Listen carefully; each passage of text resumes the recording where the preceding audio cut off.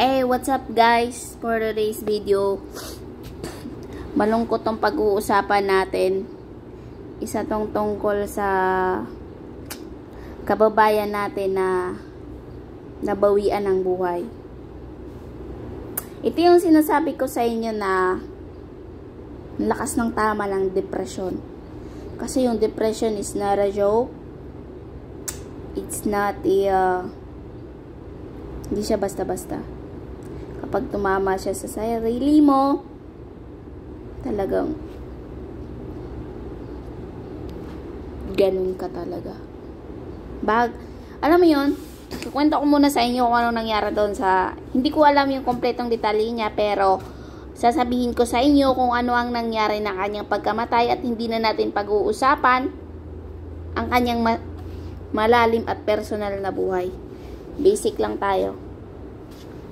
Pag-uusapan natin ang kanyang pagkamatay. Dahilan ng kanyang pagkamatay ay nagpakamatay talaga siya. Talagang pinutol niya ang kanyang sarili. Pinutol niya ang kanyang buhay dahil sa problema. Alam mo yun, most of the people around the world, kapag may problema, huwag niyo sabihin sa akin na hindi kayo naikaisip na magpapakamatay. Don't tell me. Kasi ako, isa rin ako sa mga taong ganon. Na dati, nung kabataan ko, kapag nakaramdam ako ng galit, or pinapagalitan ako, lagi akong sinasabihan na, sana di ka na lang pinanganak, sana pinatay ka na lang nung bata ka. Alam mo yun, kapag nakakarinig ako ng ganyan, talaga sinisisi ko rin pati sarili ko. Which is very wrong pala siya. Kasi it's not our fault na dumating tayo sa mundo. At hindi natin kasalanan kung bakit tayo nandito. Totoo. Resulta lamang tayo ng kanilang kalandian. Now, let's focus to the problem. Doon sa problema ni kababayan. Ang kanyang problema ay ang kanyang asawa ay nagkabit. At hindi niya kinaya, siguro maaaring matagal niya ng problema yun. Talagang hindi niya sinasabi or wala siyang sinasabihan. Kaya niya nagawa ang bagay na iyon. Kasi kaya ka aabot sa point na nawawalan ka na ng tiwala sa sarili mo. Parang feeling mo gusto mo nang putulin. Kasi sinasarili mo yung problema mo eh. Hindi mo pinapalabas. Iniipon. Parang cellphone kapag napuno. Napuno sa sabog. Ganon. Iniipon niya. Iniipon. Hanggang sa nung napuno, bumigat, wala na. Alam mo, what's the point of this video kaya ako ginawa ito? It's because gusto kong kahit pa paano makabahagi ng kaunting tulong. Hindi man pera, pero mag-iiwan ako ng salita na kapag may problema kayo, bata, matanda, mayaman o mahirap, huwag kayong magpadala sa problema. Alam mo yun? Kasi lahat tayo dumadaan sa problema eh.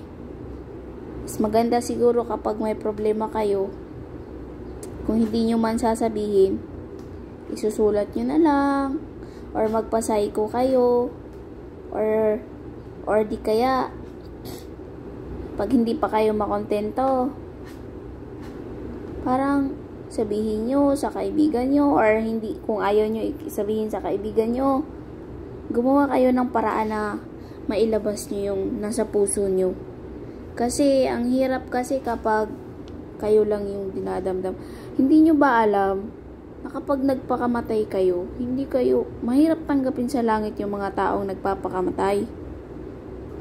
Kahit patay na yung katawang lupa natin, pero yung kaluluwa natin, nasa lupa pa din. Pag-alagala, alam mo yun, naghihingi ng tulong. Papayag ba kayong ganyan? Ako hindi eh. Ayoko. Gusto ko kapag namatay ako, pinaglaban ko yung sarili kong tama. Kasi gusto ko pag naging kaluluwa na ako, gusto ko maisip ko na tama ang ginawa ko. Wala akong pinagsisihan, wala akong galit na kahit na sino. Yun ang gusto ko. Kung meron ng taong nagkasala sa akin, pinatawad ko. Kung meron man taong nagkasala ko, pinatawad ko na yung sarili ko. Alam mo yun, yung parang peace.